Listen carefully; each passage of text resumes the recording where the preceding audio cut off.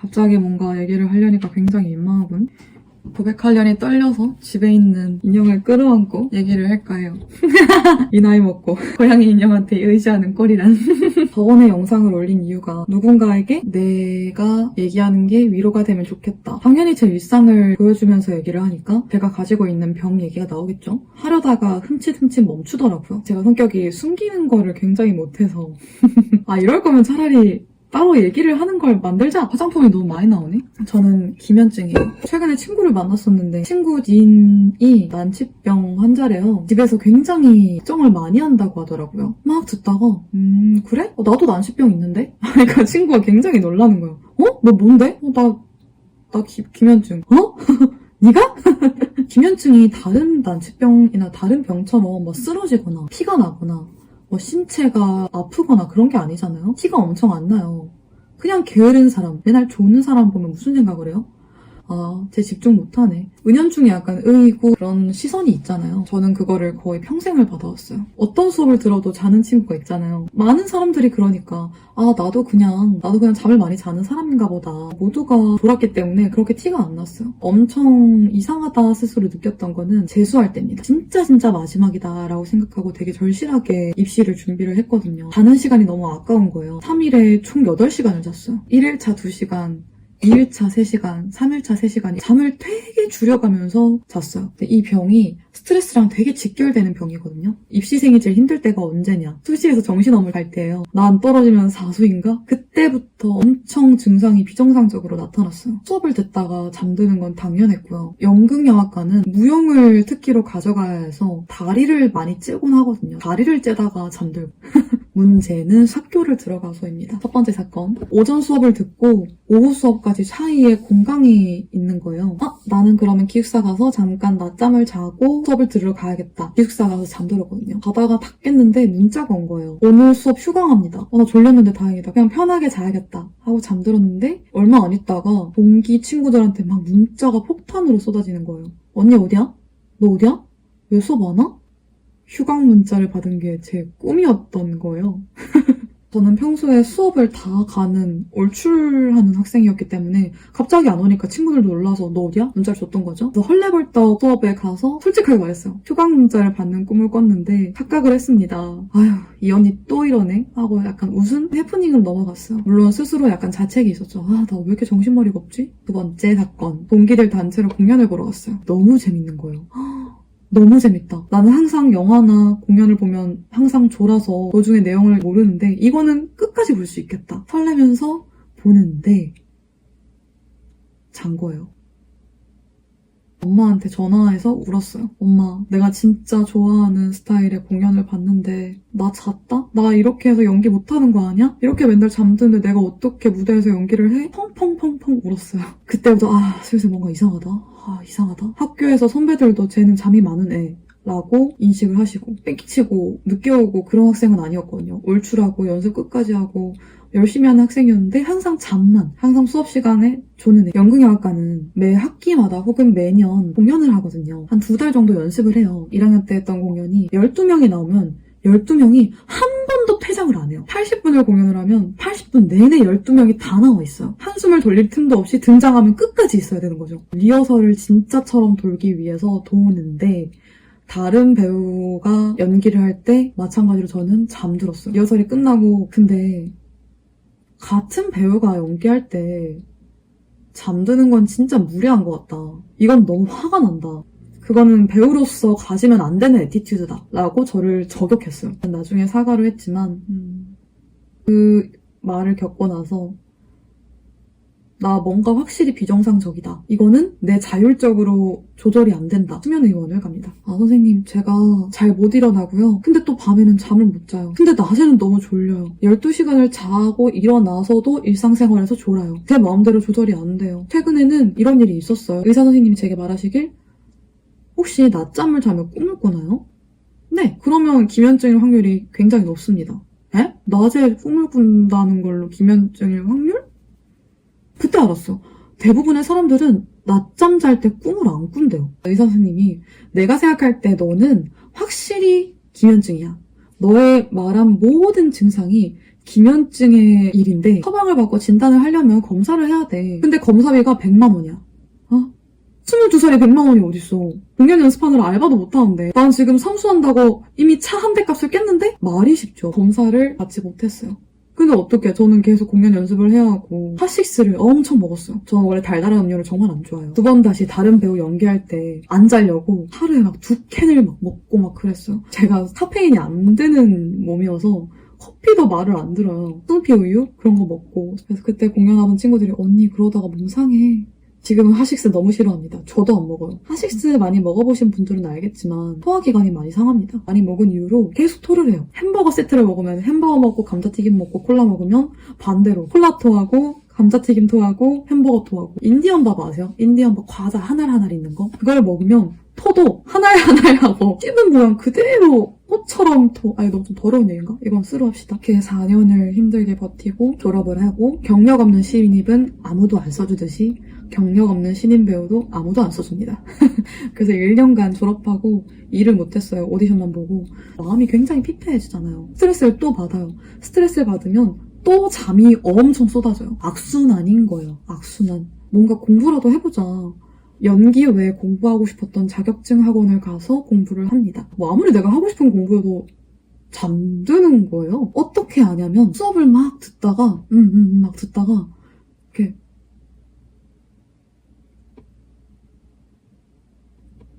이렇게 돼요. 근데 저는 몰라요. 저는 계속 깨어있다 생각해요. 왜냐면 귀는 깨있으니까. 근데 앞에 있는 사람들이랑 친구들이 저를 이렇게 한심하게 쳐다보고 있어요. 그 시선을 받으면 저는 알죠. 아, 나 졸았구나.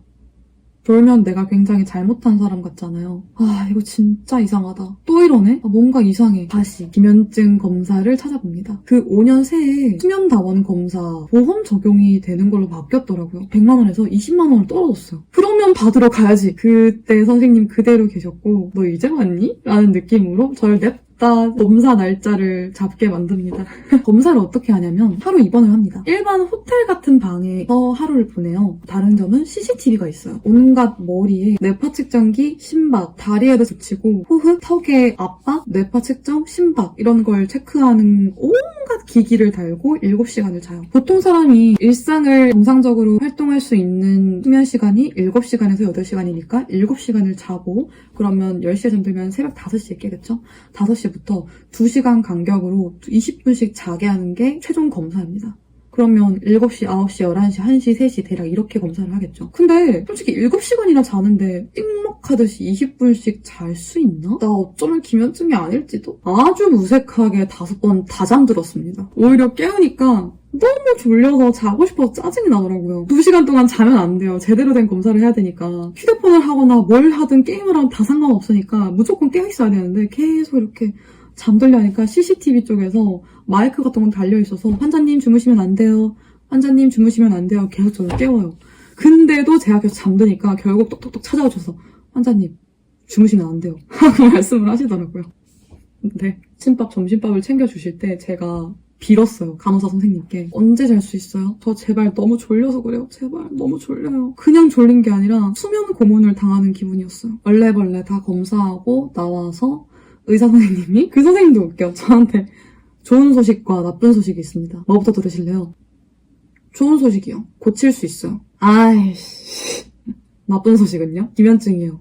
아이씨 같은 말이잖아. 발작이나 무호흡증 그런 증상은 없었는데 낮 수면 검사에서 보통 사람들은 5번 자라고 하면 잘 못 잔대요. 근데 저는 5번 다 잠들었다 했잖아요. 잠드는데 걸린 시간이 9분, 7분, 9초, 8초, 2분. 자, 이제 잠드세요 하자마자 하고 잠든 꼴. 이게 10분 이내면 졸린 사람, 8분 이내면 병적으로 졸린 사람, 5분 이내면 스스로 컨트롤이 안 되는 사람이라고 한대요. 저는 평균 4.1분이었던 거죠. 초반에야 좀 긴장이 되고 잠자리가 바뀌었으니까 조금 그랬는데 3번째, 4번째 긴장이 싹 풀리면서 평소대로 잠들기 시작한 거죠. 너무나 쉽게, 너무나 허무하게 기면증 진단을 받았고요. 아, 이것도 있다. 꿈을 꾸는 것도 보통 사람은 90분 이후에 꾸는 게 평균이래요. 5번 중에 3번이나 꿈을 꿨고 푸는데 걸린 시간이 10분, 6분, 2분. 보통 사람들에 비해서 거의 10배 혹은 그 이상으로 꿈을 꾸는 속도가 빨랐던 거죠. 저도 좀 그랬어요. 낙검할 때 저도 좀 이상하다 싶긴 하더라고요. 약을 처방받고 희귀난치병 환자 등록을 합니다. 저는 프리랜서이기 때문에 난치병 환자 등록에 문제가 없었어요. 등록을 해야 약값이 싸고 약을 처방받고 딱 먹고 나서 학원에 갔는데 전 너무 깜짝 놀랐어요. 저는 모든 사람들이 지하철에 앉아있거나 버스에 앉아있거나 책을 읽으면 졸린 줄 알았어요. 학원 가는 길에 버스를 타고 가는데 창문이 너무 선명한 거예요. 공부가 너무 잘 되고 수업 끝날 쯤에 눈물이 막 나는 거예요. 다른 사람들이 이렇게 세상을 선명하게 살았던 거야? 그럼 나는 27살 될 때까지 대체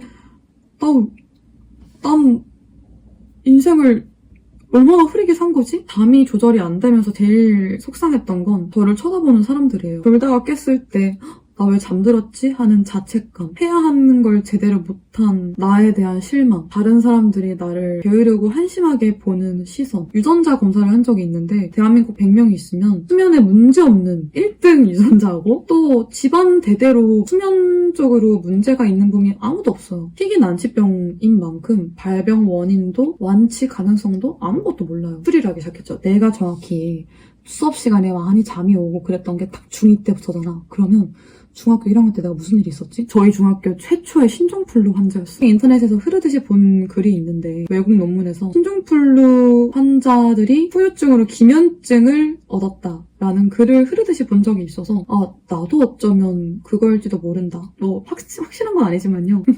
약이 여러 개 있는데 수면이나 식욕 이런 쪽으로 관리하는 호르몬을 조절하는 약은 부작용이 굉장히 커요. 굉장히 큽니다. 부작용도 돌림판처럼 사람마다 달라요. 체중 증가, 체중 감소, 식욕 부진, 소화 불량, 구토, 어지러움, 빈혈, 정말 알 수가 없어요. 저는 정말 불행 중 다행으로 약이 굉장히 잘 드는 편이어서 최소 용량으로 최대한 유지를 할 수 있었고 초반에 먹던 약이 있었는데 국내 공급 중단, 철수했습니다. 또 다행히게도 바꾼 약이 더 잘 맞아요, 저한테. 물론 부작용은 더 큽니다. 식욕 부진을 얻어서 살이 빠진 거에 솔직히 약도 큰 영향이 있는 것 같아요. 소화불량. 원래도 핫식스 때문에 그 이후로 소화가 겁나 안 되는데 아니 이것도 소화? 점심 먹고 체하고 저녁 먹고 체하고 그 외에는 뭐 딱히 없습니다. 다행이죠. 정말 다행이죠. 약 용량을 아무리 올려도 일상이 힘든 사람이 정말 많아요. 삶이 피폐하다고 글을 올리신 분들도 많고 그분들도 빨리 맞는 약을 찾으셨으면 좋겠습니다. 약을 먹은 지 2년쯤 되니까 가끔씩은 그런 생각을 해요. 이제 기면증 아닐지도. 이 정도로 잘 사는데? 나 일상에 지장 없어. 근데 가끔씩 약을 안 먹으면 나 왜 이렇게 잠이 오지? 나 약 안 먹었다. 나 기면증 맞구나. 라고 절망 아닌 절망을 합니다. 엄마가 최근에 너 아직도 그러니? 라고 말씀을 하시는데 네 아직도 그러고요.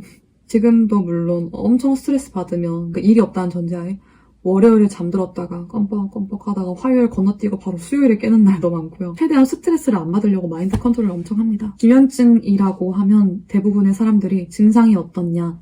운전은 어떻게 해? 불편한 거 없어? 어땠냐는 지금까지 다 얘기를 했고요. 운전은 어떻게 하냐? 안 합니다. 약을 먹은 2년간 전혀 문제될 게 없었지만 그래도 은연중에 무섭잖아요. 저만 골로 가면 괜찮은데 운전이란 타인의 생명도 뺏어갈 수 있는 굉장히 위험한 거기 때문에 아직도 운전을 안 합니다. 가면 갈수록 운전이 필요하다 싶어서 종종 울산에서 아버지랑 연수를 하긴 하는데요. 아직 마음의 준비는 안 됐어요. 이게 확신이 들 때쯤 시도를 할 것 같아요. 의사 선생님이 위로해 주시더라고요. 약만 먹으면 정상인처럼 살 수 있다. 우울해하지 말라. 근데 저는 약 좋던데요? 약 먹으니까 와 세상이 너무 선명해요 선생님. 이라고 센 척 다 했죠. 그리고 지금도 그렇게 생각해요. 죽지 않는 병이 아닌 게 어디야. 세상에는 완치가 안 되는 병이 너무 많아요. 저도 그냥 그 중에 하나일 뿐. 저는 제 병이 심각하다고 생각 안 해요. 정말 다행히 약이 잘 들기 때문에 부끄러워하거나 숨길 게 아니라고 생각해요. 제가 잘못한 게 아니잖아요. 그리고 사실 저는 기면증 처음에 진단받았을 때 유튜브에 기면증 환자이라고 쳤었거든요. 다른 사람들은 어떻게 살까? 다른 사람들은 이 증상을 어떻게 이겨낼까? 그런 분들에게 난 이래? 라고 말을 하고 싶어서 한번 찍어봤고 다른 사람들의 불행을 보면서 안도감을 찾는 순간도 있잖아요. 저도 그랬던 경험이 있기 때문에 누군가에게 저의 불행이 위로가 됐으면 좋겠다라는 생각도 있습니다. 의외로 기면증 환자들이 바로 잠들진 않아요. 막 길 가다 쓰러지고 그 정도는 아니에요. 그 정도는 아니고 그거는 굉장히 0.001% 정도? 장점이죠. 사람들이 병인 줄 모른다. 근데 단점이죠. 사람들이 병인 줄 모른다. 진단을 이제 갓 받은 것일 뿐이지 막상 잘 살아왔어요. 오히려 증상이 꽤 있고 카페인이 안 받는 몸인데도 잘 버텨왔다고 생각해요. 내 의지대로 수면을 조절할 수 있게 됐고 약 먹고 진료받고 계속 그러면 나도 정상적인 사람처럼 살 수 있는 거네? 나 병원 갈 정도로 그렇게 심각한 거 아닌데? 살만한데? 이 정도로 병원을 가나? 라고 혼자서 진단을 했기 때문에 진단이 느려졌다고 생각합니다. 굉장히 후회합니다. 나 아픈가? 라는 생각이 들면 바로 병원을 가시고요. 건강에 대해선 돈을 아끼지 마세요. 그 지난 5년이 80만 원 어치보다 더 높다고 생각합니다. 다른 부분에 있어 건강한 걸 감사하게 생각하고 최대한 순간순간에 소중함을 잊지 않으려 합니다. 뭐랄까? 진단을 받았는데도 뭔가 환자가 아닌 것 같아요. 희귀병 환자 코스프레하는 기분? 난치병 환자 배역을 맡은 배우가 된 기분? 그래서 뭔가 기분이 묘합니다. 그래서 제가 약발이 잘 받나? 이 영상을 밤에 보고 계시다면 잘 주무시고요. 행복하세요.